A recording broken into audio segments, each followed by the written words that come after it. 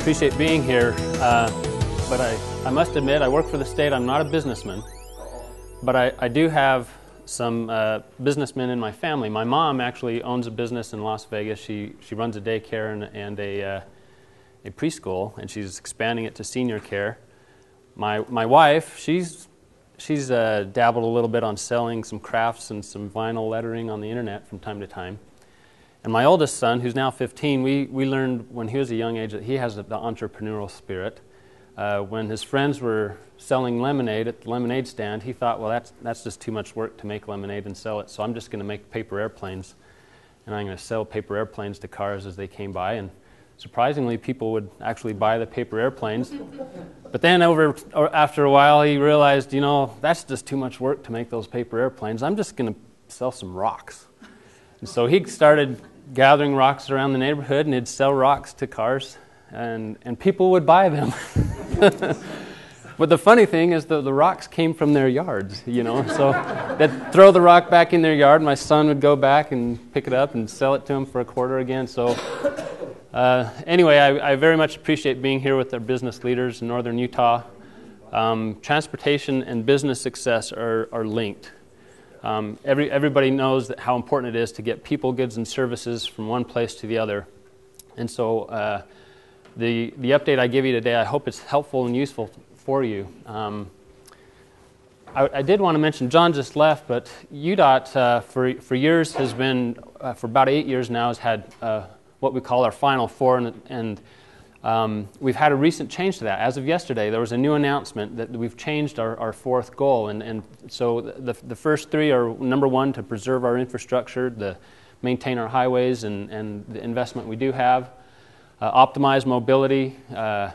Jim, you talked about driving out in West Point and Syracuse. In the afternoon, you just cannot drive out there. It's pretty bad. So we want to optimize mobility and improve safety.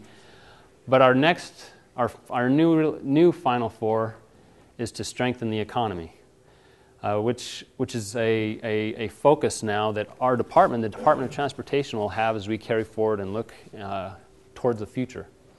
Working with the business community, making sure that our decisions can support and help grow the economy. And what is our economy? What is that climate out there? Well, as part of doing the EIS for the West Davis Corridor, we've gathered a lot of information. What you see here in green represents 2009 as a baseline. What you see here in orange represents 2040. The first graph is population. You can see what's going to happen. This is in the area west of I-15 from Farmington up to 12th Street in Ogden, our study area. So you can see our population is going to grow by 80%. A lot of people love Utah. They come here because of the things that Utah has to offer.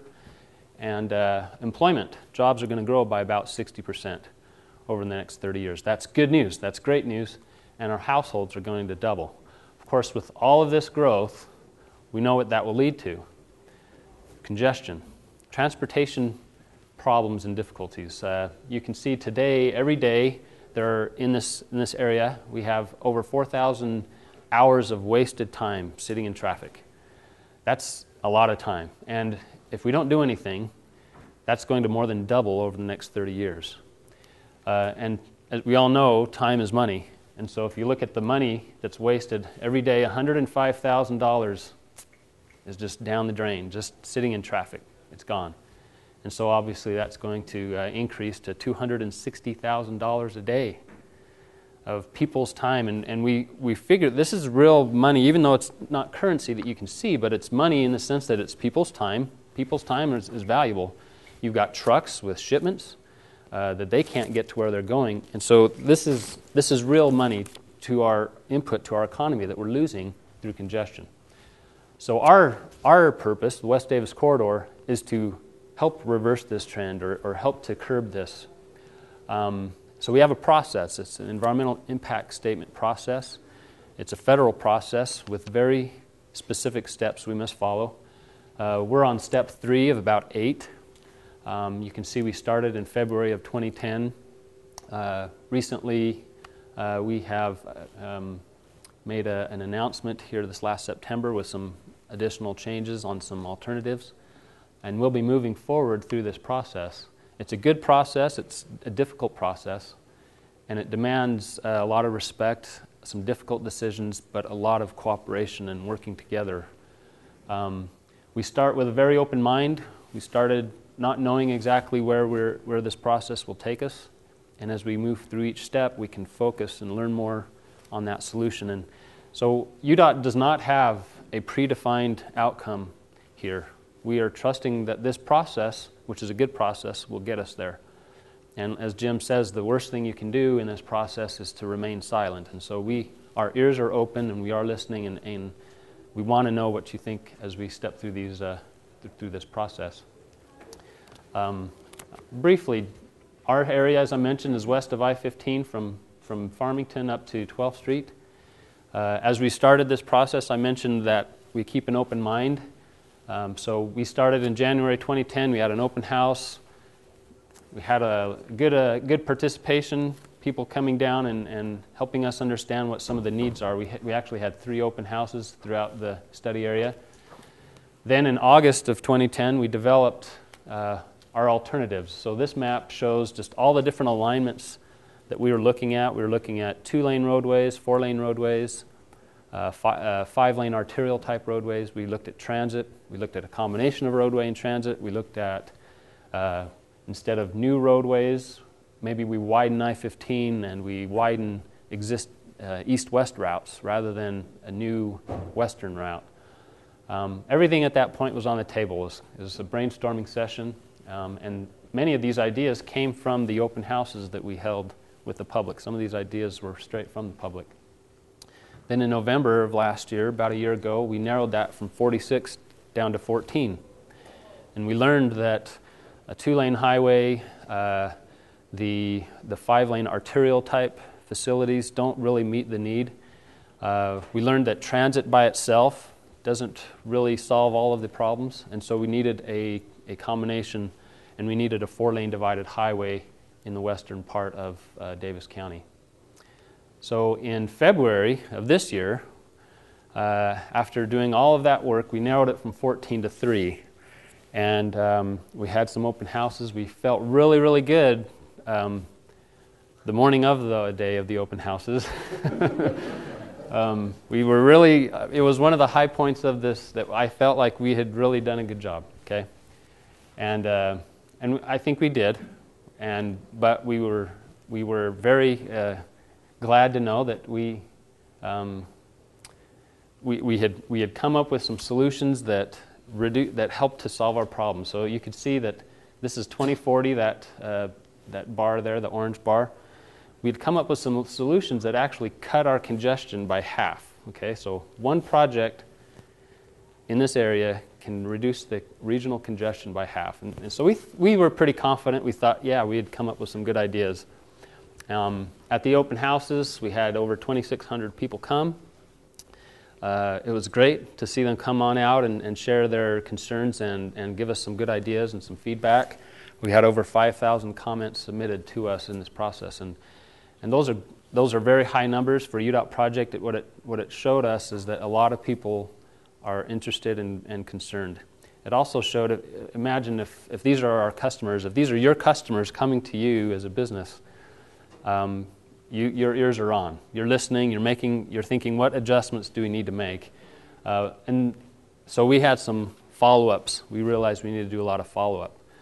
And some of our folks, they had some interesting ways of communicating their concerns to UDOT. We had a billboard that was actually put up on the interstate for us to go west with our alignments. There were various websites and blogs set up and YouTube videos, and we had neighborhood rallies that were organized in various neighborhoods. A couple of cute pictures here. A couple of girls, friends. I live that way, please don't make it so we can't play. Obi-Wan, help us, Obi-Wan Kenobi, you're our only hope. I don't know if you can see it, but in this Death Star here says UDOT. And I definitely, I'm not sharing these to poke fun at all, but what I'm trying to say here is that for these people, this is their their life. This is a huge decision. This has a major impact on their hopes and dreams, their future, their kids, everything that they've... And I walked away with a lot more respect for that. So we needed to make some adjustments. So since February, we've made some changes.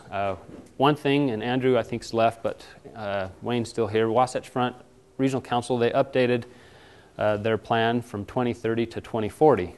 So we had some new traffic information, some new projects that showed up in that network for us to consider, and it actually did spark a change on the north end of the project I'll mention in a minute.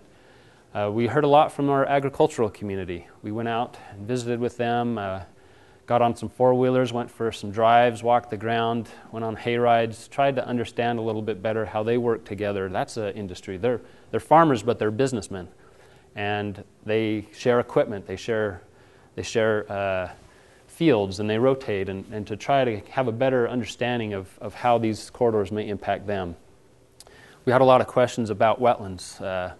We all understand that wetlands are a federally protected resource, and so there are laws we must comply with, but there are questions about some of the wetland areas we had identified, and so we made some adjustments, sent our biologists back out in the field to look at those areas of concern.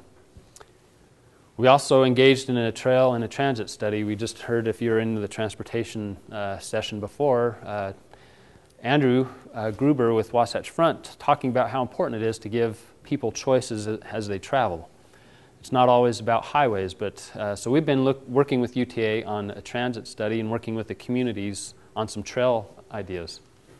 And then all of this time that has passed has allowed us to take our design from a GIS level, kind of a fat crayon, if you will, from February to engineering curves that we have now. We also went through this process again and we updated our data. And I definitely don't expect you to read, but this is more a visual that this is actually a condensed list. Each column represents a different alternative, and we're compiling information on homes that are affected, businesses that are affected, wildlife habitat that's affected, city parks that are affected, historic properties, wetlands, farmlands. There's a very long list of what we're using to compare and find the most effective, least impactful alternatives. And this is a data-driven process. As I mentioned, we don't have a predefined outcome. We don't want bias to enter into this process. We want to protect that integrity, and we're using data to drive the decision. So in September, we made some revisions, and this map shows the two alternatives that we have now. We used to have 3, and now we're down to 2. Alternative A is the blue alternative. It's a little more westerly. Alternative B is the orange alternative. And here's a quick snapshot of where we are now with these 2 alternatives. We're ranging in home impacts from 25 to 69 homes. Back in February, we had up to 141 homes that were impacted. So the home impacts have decreased. The impacts to farmland, you can see, ranges from 68 to 232 acres of this category called irrigated prime or unique soil. There's actually a designation of soil type, and it's that very high productive cropland that we're measuring there. You can see the wetland acres. Our wetland impacts actually went up. What we realized is that in the area there's not an inch of ground in Davis County where there's not something valuable there. There's either a home there or a farm there, and chances are that farm ground has been farmed for over 100 years. Or there's a natural resource, a wetland or a wildlife habitat, or we have the Great Salt Lake Shorelands Preserve. So as we looked at these adjustments, we realized that there's trade-offs. Yeah? Can you remind us of alternative A, is that the northernmost?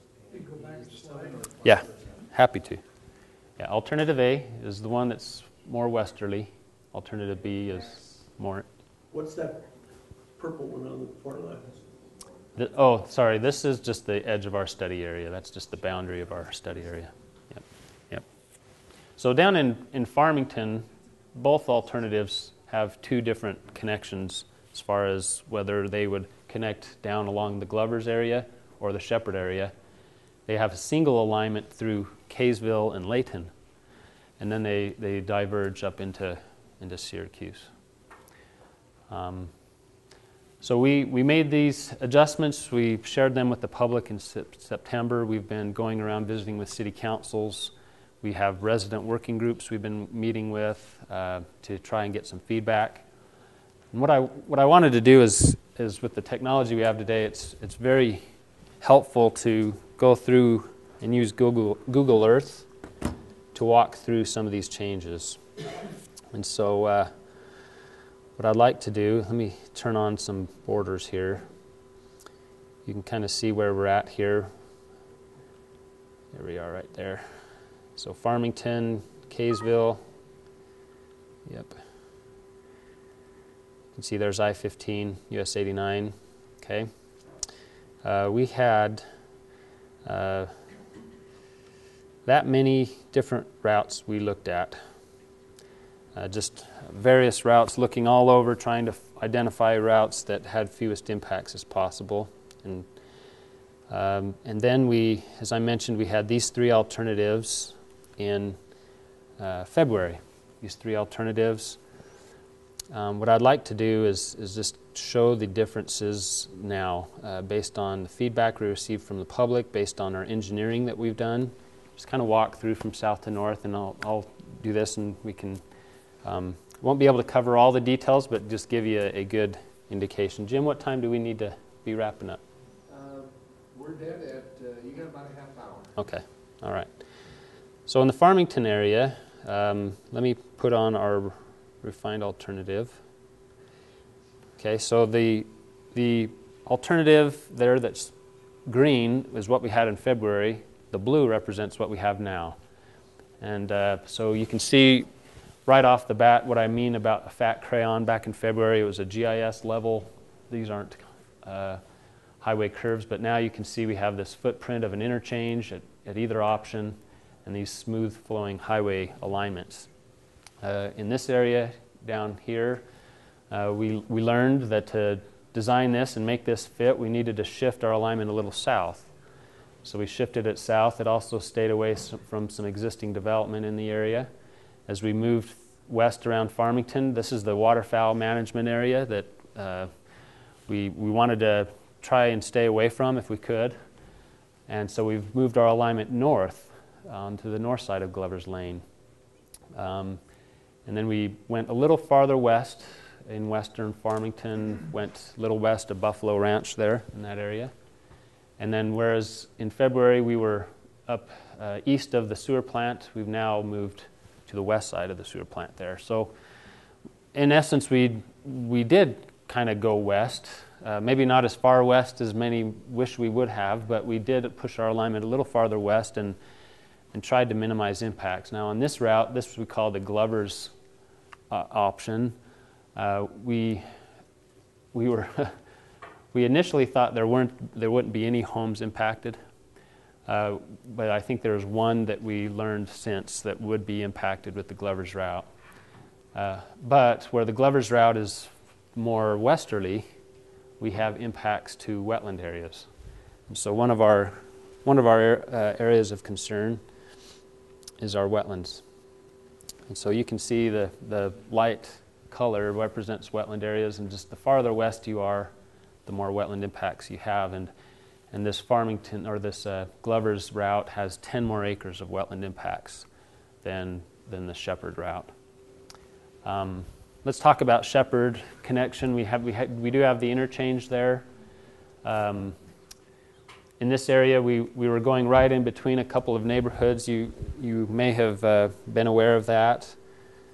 And let me just kind of zoom up there. Let me turn the wetlands off here. So right in this area, it's a tight area. We have a neighborhood where years ago there was discussion about West Davis, or actually at the time North Legacy, coming through this area here, and there was a 146-foot wide easement that was reserved for that. Since then, development came in. Various things were told to homeowners as they purchased their property. The expectation changed from having a major highway to a small local road here. We have this as an alternative that we're looking at through this area. And you can see that it does impact homes. Let me turn the refinement on. Whoops. There we go. So there are homes that will be impacted, and we're working with those homeowners to help them understand the process, help them understand first and foremost this is one alternative. This is not a final decision. But in this area we do have about 10 homes or so that are impacted. And so you have two routes in Farmington. One route you have more community impacts. The other routes you have more environmental impacts. Both of them are being studied as we move forward in this process. I also wanted to talk about another area of change. As we head north, we had another neighborhood that was impacted was this neighborhood in West Kaysville. You can see the green line there. In February, there's a power corridor through there. I'm sure if you're familiar, you've seen the power lines, very high voltage power lines, and we wouldn't be able to move that or be within that. So it was one side or the other. In February, we were proposing what's shown here in green, and that was due to those wetlands that were surveyed on the west side of the power corridor. We did impact some homes in this area. There were about 17 homes. That was very concerning to the residents. We met with them. They asked us some questions about these wetlands. They asked if the wetlands were as complete as what we were showing on our maps. And so we sent out our biologists again. We actually went out with the Corps of Engineers and the EPA, took a look at it. We learned that as we looked closer at it, the wetland areas were more fingers of wetlands that kind of came up in drainages rather than complete wetlands complex as what we originally had thought. And so now the wetlands were revised, and with that revision, where before we had a 20-acre impact on the west side of the power corridor, we are now at a 5-acre difference. And so we've moved our alignment to the west side of the power corridor in this area. And that's been pretty well received. We still are not done with this process. As I mentioned, we still have many steps left, and so it's not a final decision, but currently UDOT does not have an alternative on the east side of the power corridor in this location. We live in a great country. We live in a great country that takes care of people, but also recognizes the importance of the environment. We have great national parks, we have great natural resources, and there are purposes for preserving those natural resources. For example, wetlands. Why do we need wetlands? What's the purpose of wetlands? Is it just for the birds? And it's actually more for the humans than it is for the birds. Let me explain. And this is a great example here. We've heard various stories about how in '83, how when the lake was high, that it was up on this power corridor, that there are power poles that were actually damaged by the water being that high. Now imagine if you have no buffer area from the open water to housing development, and there's just a line there, and the lake levels rise. There's nowhere for that water to go except for into our development, our neighborhoods. So the wetlands are that transition area from open water, which recedes and it changes from time to time, and the human environment. It allows water to be stored there. It provides water quality. It does provide habitat for animals. It does provide recreational opportunities. But our nation recognized that resource and that importance and enacted a law to protect that resource. Now, it doesn't mean they can't be impacted. What it means is that before they're impacted, though, let's look at what other alternatives we have, and let's make sure that the right choices are being made. So there is a process for getting a variance maybe from that if the circumstances are right? There is.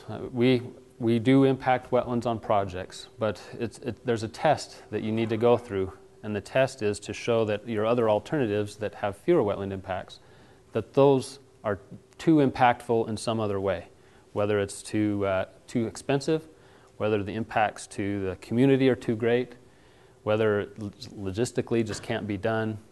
So we have a test there that we need to pass. And so we have, in this area, and that's kind of why I mentioned this isn't a final decision here, but in UDOT's view, the right decision is to impact a few more acres of wetlands to save 17 or more homes and that integrity of that neighborhood in that location.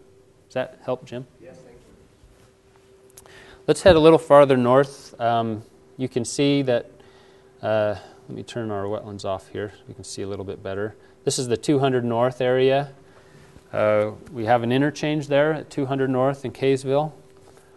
As we head a little farther north, this was another area of revision where we were cutting off a little piece of Layton and impacting some really nice farmland here. And so we made an adjustment to the west. Now, this is another area that we're applying that test of whether we can impact more wetlands to save homes and the farmland. And so this alignment can change through here as we move forward.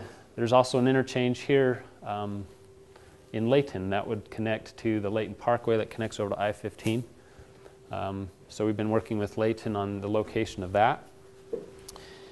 And so Gentile is right here. So that street, if I remember right, was 27, if I remember right here. Yeah, 2700 West is the location for that future interchange. And then we get into Syracuse where they diverge. And so both alternatives share this common alignment through Layton, Kaysville, then down into Farmington. They both have two different routes that we're looking at. But then when you get into Syracuse, they take different routes. What I should do here is show you how the westerly route, alternative A, how it compares to what we had before. And so the darker blue represents what we had before. The lighter blue is what we have now. You can see what was concerning when you look at this aerial, what was concerning to the agricultural community in February. It's going right through the middle of all of this farmland, including Black Island Farms, and impacts many of the fields that are farmed in the area. So we sat down, visited several times with the farming community, the farmers, individual farmers, went to their farms. We made some adjustments, and we've tried to locate this alternative out along the outskirts of their farm, so it's not right through the middle. It still impacts their farm, we know that.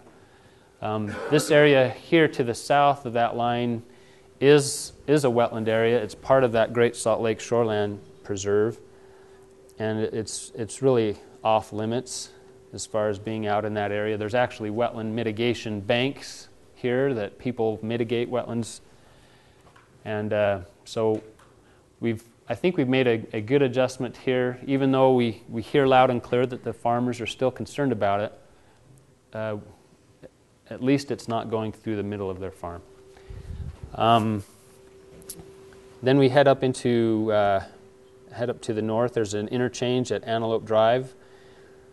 We're a little farther west. We do impact the Bridgeway Island subdivision here in this location, and we've been working with them. You know, this is an area where we actually went out and drove through the subdivision to find where there fewer homes were so that we could locate that alternative to impact as few homes as possible. And then you can see we're pretty much in about the same location we were in February heading up through. We'd have another interchange up at 1800 North. And then this would kind of wiggle around a little bit. Another interchange at 5600 South up in Weber County. And then it terminates at 4000 South up here on the north end. And we have two different ways that would terminate. And I mentioned earlier on that there was a project or a new update to the long-range plan. We before had shown alternatives going all the way to 12th Street. In fact, if I zoom out a little bit, you can see that blue line that went farther north all the way to 12th Street. And what happened was a new project showed up on Wasatch Front's long-range plan to widen 4700 West, which is this state road right here, to widen that to 5-lane facility. It's a 2-lane facility right now. And working with the communities, Wasatch Front realized that needs to be done whether or not West Davis is done. It's a need independent of ours. And so with that project coming on as a separate project, we didn't have a need to go farther north than 4,000. And so we've terminated our project at 4,000 South in Weber County. So that's our alternative A. Question. How does Yeah. that, where it terminates, how does that tie back into I-15 or does it? It doesn't. It does terminate at 4,000 South, which is planned also to be widened on Wasatch Front's plan. So that's going to become a wider roadway, which then connects on over to Hinckley Drive, get over to I-15. So that would be your east-west connector. So, yeah. Are these maps available to the public to download? Yes, yeah. In fact, I've got cards here that I want to, in fact, why don't I just send a stack around if you don't mind passing some cards around while I talk here. Go to our website. We have these maps. We don't have the Google Earth files, but you can see the maps in each area and see the new revised alignments. So this is alternative A, and we're continuing to work with those that are affected by this particular alternative. Let me go back into Syracuse and talk about alternative B. So in this case, the green line represents, again, what we had in February. The orange line represents the revision. So we've moved, similar to the blue line that we moved to the southwest portion of the farmland, we moved the orange line to the northeast part of the farmland in this area. So we've moved it far north as we felt like we could. If we moved it any farther north, then we'd really be going through a lot of homes. Rather than going through the middle of this field, we've moved it out to the west side. We have an interchange at 2000 West in Syracuse and an interchange at Antelope Drive in Syracuse. And this, it was felt, was better, maybe not exactly what the farmers would prefer. In fact, the farmers, you talked about the 2001 alignment. That's this one here shown in blue, light blue. And if I can kind of illustrate what challenge we have with that through Syracuse, we actually have a few more challenges. It's not just a wetland issue. We do have the Jensen Nature Park. We do have subdivision and the Syracuse Art Academy that is within that corridor. We did look at an interchange in that location, and if you avoid the school, then you have to move it east, and you impact a lot more homes, about 24 more homes, and it's very difficult to locate the corridor along that Bluff Road, that 2001 alignment through Syracuse, not just because of wetland impacts, but also because of the development that is actually in that corridor. And then as you head up north, you can see this Bluff Road, just geographically, that Bluff Road is a place that gathers water. The groundwater table is very shallow. There's actually some city requirements for constructing in that area because of the groundwater being so shallow. One of the things we've heard is, well, aren't all of those wetlands created by ag land, farm runoff? And so we started pulling the historic photos, and it's just a unique geologic feature. They're kind of neat to look at. Actually, you can pull up these photos from 1937, And you can see the farms on the north side of the bluff, or the east side of the bluff, and the farms on the west side of the bluff. But for some reason, the ground right along that bluff was never farmed. And you can see how, as you kind of chase that a little south here into Syracuse, you can see that the farms there just east of the bluff. You can see Black Island Farms down here. But this whole area through there that is just a geographic feature that has a lot of water and a lot of moisture there. And you can chase that all the way up into Weber County. And you can kind of just see how that bluff, for some reason, geographically, it's just a lot of moisture there. So that was one of the challenges with that original alignment, is those wetland impacts. Let me go back to the Syracuse area. Let's see here.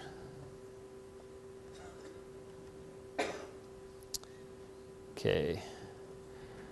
Well, another big change happened with in West Point. Oops. We had an alignment in this area, which was just north of Antelope. Schneider's Bluff Golf Course here, going up through here, the West Point Elementary School. We realized that this alternative was quite impactful. It impacted the golf course. It was right next to the cemetery, next to the elementary school. It impacted this area there of prime soil. In fact, we have the GIS layer for that soil, which is shown here in green.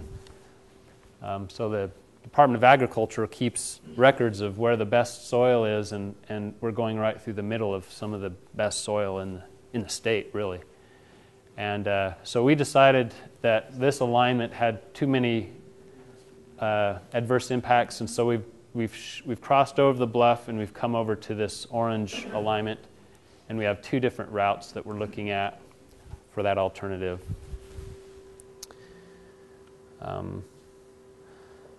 So one of the routes comes back and goes east and comes back into that original corridor that lines up with 5100 West, but another route goes a little farther west and impacts farmlands. And I mentioned trade-offs before. This is one area where we really have trade-offs. We have farmlands to the west, and to the east we have wetland areas. And so we've kept both alternatives in the running for now, and we'll study these both as we head into the draft EIS. And one last thing I wanted to mention on the maps is where alternative B ends. You can see here that alternative B, let me turn on alternative A. Alternative A actually goes farther north and goes up to 4,000, but alternative B ends at 5,600 south. And the reason for that is that alternative A is farther west. I mentioned in Syracuse how it goes farther west. It's not quite as efficient. It can't draw traffic from both sides. So it has to go farther to provide the same regional benefit as alternative B. And so alternative B can be shorter and still provide benefits. So it would terminate at 5,600 south. So that's a quick summary of some of the changes we made, and most of those changes, I can honestly say, most of those changes came from the feedback of the people that live there and work in this area. Nobody knows your community better than you do, and so we try to stay objective, but we're only as good as the information that we have, and so we very much appreciated all of the comments we received from the spring. Just wanted to show one other map here. I mentioned, let's see here. I mentioned transit and trails. Thought it would be good to just briefly go over what we're looking as far as transit goes. This purple line here represents what we're proposing as a bus rapid transit line, which would run from the front runner station at 4,000 south in Roy and come down 2,000 west over to the Clearfield front runner station. And this would loop back and forth. It would be a BRT during the peak hour when we most need it to try and pick up people along this route and bring them to the front runner stations. So you could walk to a bus, jump on the bus, and it would be timed to get over to the front runner station just a couple minutes before the train, and then you could go down to Salt Lake or wherever your destination is. And so this is something we're working with UTA on. We're featuring a new kind of approach, which would be what's called queue jumping. Let me show what that is here. This diagram kind of illustrates what that is. You know, in the morning peak or the afternoon peak, if there's a stack of cars there at the red light, the bus doesn't have to be involved in that. They can actually bypass that stack of cars and then get into its own lane, and then they would get the green light just before the cars do. And so the buses would get preferential treatment during the peak hours to help people, to encourage them and give them more choices, like Andrew was suggesting, in how they travel. And this is a new concept, and it has been done in other states, but it hasn't really been done here in Utah. And so we're studying this with UTA. So that would be a transit component that we're looking at. And then I did want to talk briefly about the trail component. One thing we've learned is that in Davis County, there are some great trails. We've got the DNRG trail system that's more easterly in our area. We also have the Immigrant Trail, 9 miles of very nice trail, but it doesn't really connect with anything up in Weber County. It kind of just peters out. And so we're proposing a connection between the Immigrant Trail and the trail network up in Weber County going along 5500 West. These yellow dots represent underpasses so that at the busier roads, the trails would go underneath the roadway, and that would improve safety and operation of the trail. And then on the south end of the Immigrant Trail, we also don't have currently a connection. We don't have any way for trail users to go from the Immigrant Trail over to the DNRG Trail and then connect on the Legacy Trail. And so we're proposing a trail connection here that would allow somebody in Syracuse to get on the trail, go down, connect over to DNRG, and then connect down to Legacy Parkway. And that as well also would have various underpasses at the busy roadways. And so rather than having a trail run right along the highway and having a whole new trail system to try to maintain over time, we've been maximizing and providing better connections to the existing network, and the cities and counties have been really supportive of that approach. And then finally, let me get back in here. Moving forward, what are the next steps here?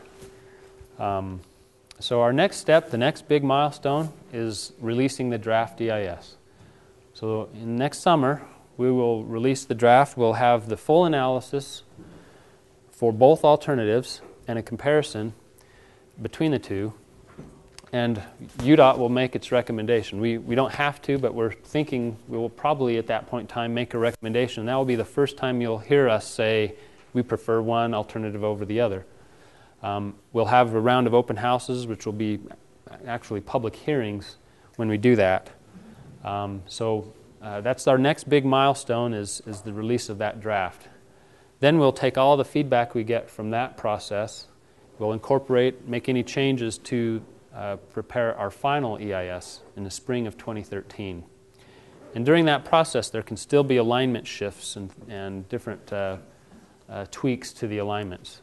But the final decision is summer of 2013, and so we still have about a year and a half or so in this process, and the entire time we're very interested in your involvement. So if you go to the website on the cards, you can sign up to receive email notifications. You can make a comment. You can see the maps. Dan Adams, raise your hand, Dan. He's our public involvement manager. He's helping our team make sure that we're responding to questions and setting up meetings. If your organization or business would like us to come visit them, let us know.